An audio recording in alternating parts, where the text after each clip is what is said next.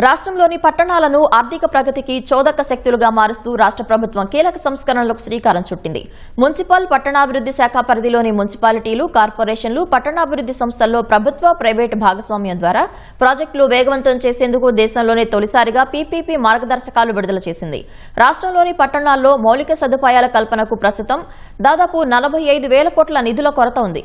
సంప్రదాయకంగా వచ్చే ప్రభుత్వ గ్రాంట్లపైనే ఆధారపడకుండా ప్రైవేటు పెట్టుబడులు, అత్యాధునిక సాంకేతికత, నిర్వహణ సామర్థ్యాన్ని ఆకర్షించేందుకు ఈ మార్గదర్శకాలు దోహదపడనున్నాయి.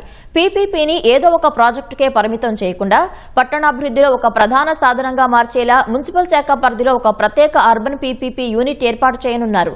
ఈ గైడ్లైన్స్ ద్వారా చేపట్టబోయే ప్రాజెక్టులో వేస్ట్ టు ఎనర్జీ ప్లాంట్లు, అండర్ గ్రౌండ్ డ్రైనేజీలు, కైలాసగిరి వద్ద రోప్వే, గృహ నిర్మాణ ప్రాజెక్టులు, ఆధునిక బస్టాండ్లు, కమర్షియల్ కాంప్లెక్స్లు, సోలార్ పవర్ ప్రాజెక్టులు, పరిశ్రమలకు శుద్ధి చేసిన నీటి సరఫరా వంటి హై ఇంపాక్ట్ ప్రాజెక్టులున్నాయి.